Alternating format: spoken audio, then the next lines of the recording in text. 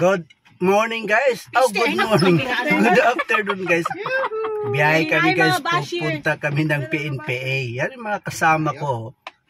Kami magsusukat. Sila naman yung maglilista. Bali mga sekretary ang mga yan. Abangan nyo lang video guys kasi magro-road trip din ako. Thank you guys. Driver namin guys. Driver ng Tongas. Pogi. Pogi yan. Good morning mga tol. Road trip ulit tayo mga tol. Pupunta tayo niyan ng PNPA, Philippine National Police Academy. Kasi magsusukat kami ng uniform sa mga kadete doon. Isa kasi kami, ang kumpanya kasi namin, isa sa mga supplier sa mga uniforme ng pulis. Lahat ng uniforme, mga Goa Blue, Goa Maroon, yan sa mga kadete.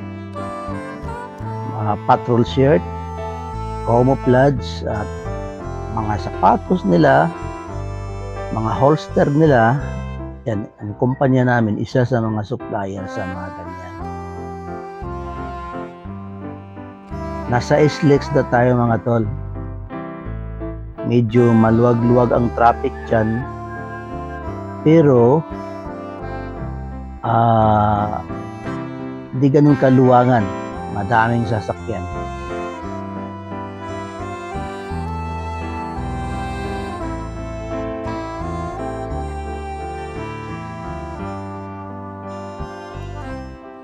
Malayo pa tayo sa PNPA.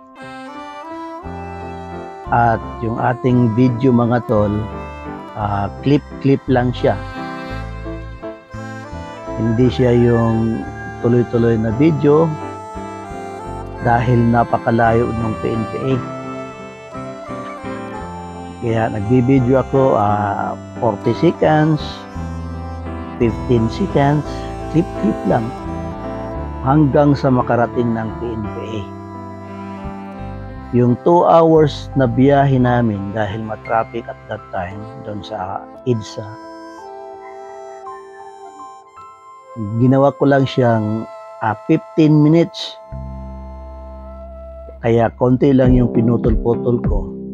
Tinanggal ko doon sa mga clip. Kasi 13 minutes and 31 seconds lang yung ating gagawin. Mahirap kasi yung video mahaba. Tapos putulin. Parang hihinayang ako. Sayang ang effort na video tapos puputulin lang pala.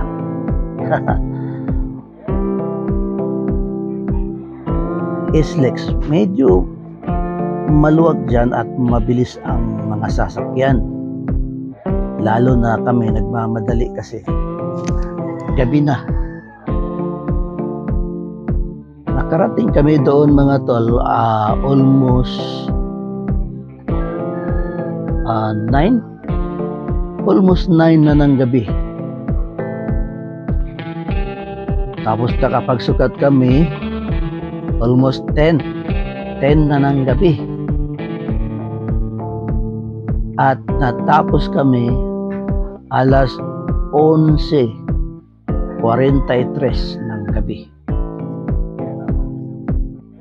Puyat na talaga. Ganun talaga ang trabaho. At dyan naman banda mga tol, mga sisi, medyo umambon-ambon. Hindi naman malakas yung ulan, pero ulan talaga. Kaya madulas ang kalsada hanggang dumating kami doon sa PNPA. Maulan. Kaya hinandaan kami ng tent ng mga opisyal doon para doon kami magsukat. Mabuti na lang tumigil ang ulan nung dumating na ang mga kadete.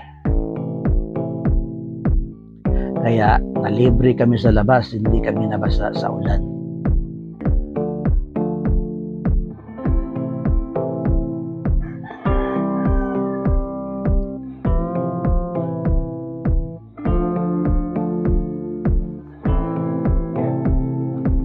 Diyan naman mga tol, daan muna kami ng Jollibee para bumili ng aming hapunan dahil mag-alas 8 na ng gabi yata.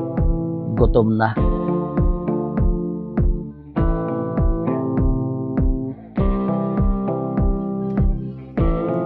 Jollibee. Yan kasi ang madalas daanan ng mga sasakyan, no? Yung may biyahe tayo. Jollibee, McDo, nasa ano talaga, mabilis takbuhan, mga daanan. Masarap sana yung Mang Inasal. Pero di na kasi kami maaring bumaba dahil nagmamadali na, hinahabol namin ang oras. 4 kami dyan mga tol magsusukat. 4 din yung tagalista. Pero 2 sasakyan kami dyan. Yung isa nauna na doon. Kami sumunod na lang. Habang tumatakbo kami dyan mga tol, kami kumakain na.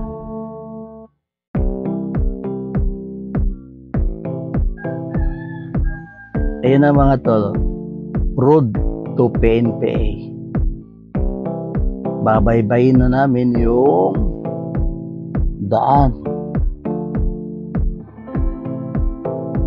Medyo malapit-lapit na tayo dyan sa PNPA kasi yung video na natin clip lang. Video mamaya, tigil naman. Ayan. Nasa bungad na tayo ng PNPA mga tol. Gate na nila yan.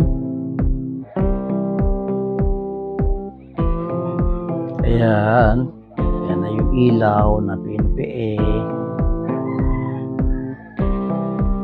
Huminto tayo dyan sa may gate dahil yung gwardiya, a driver, kailangan mag-iwan ng kanyang card o license dyan sa gwardiya.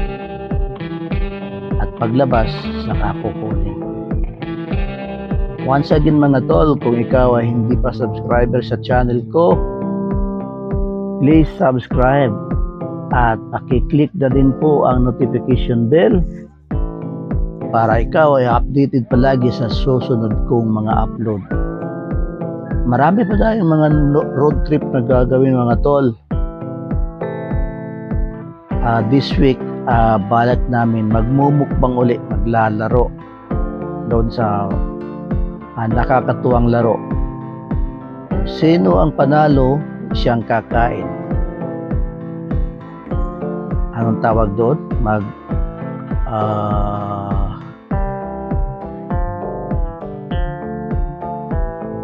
Sinong matalo siyang kakain. Ang hindi mananalo, di talaga makakain.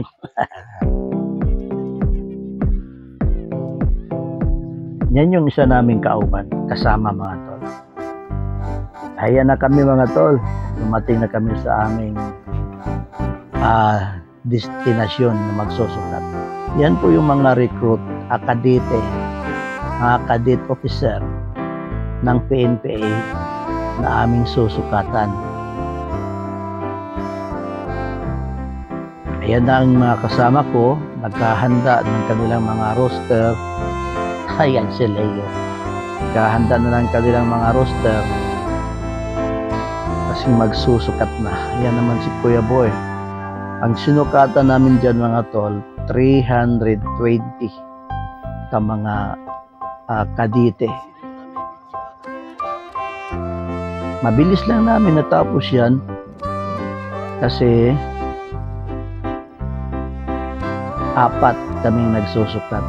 So wala pa sa tig 100 kasi 320 lang. Mabilis lang. Kaso lang tumagal kami dahil yung mga kadete hindi lahat pumila. Bugso.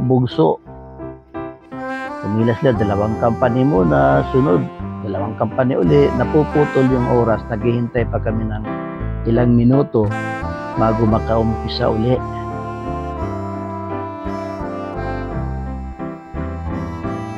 So sinukatan namin dyan mga tol, Goa Maroon. Kasi yung mga kadete sa PNPA, maroon ang kanilang mga suot. Hindi pa sila nagsusuot ng Goa Blue or patrol shirt na sinusuot sa mga full-fledged na mga polis. Habang sila ay kadete pa, nag-i-studio pa, Goa Maroon. Ay yung jogging pants sila maroon, yung pantalon nila maroon, yung kanilang go upper polo maroon din. Ang sombrero nila maroon din. Ang kanilang coat maroon din. Thanks for watching mga tol.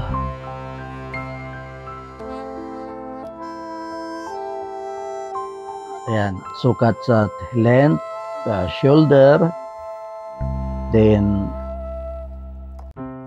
yung haba ng sleeve, maiksi lang, 8.5 to 9, then sa arm, 13.5 to 14, yun lang sukat dyan kasi maliliit ang braso nila.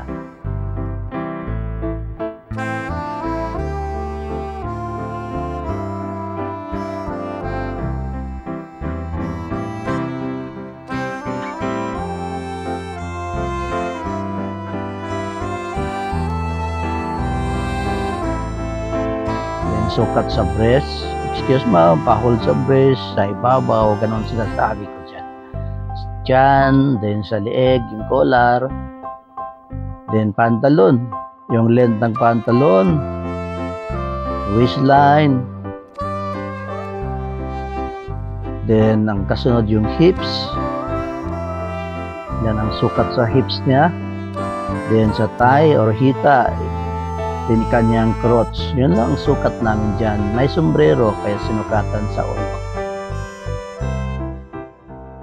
Thanks for watching mga tol. And please subscribe. Yan naman si Biogene. Kasamahan kong cutter. Partner niyang taga-sukat at taga-sulat si Ivan.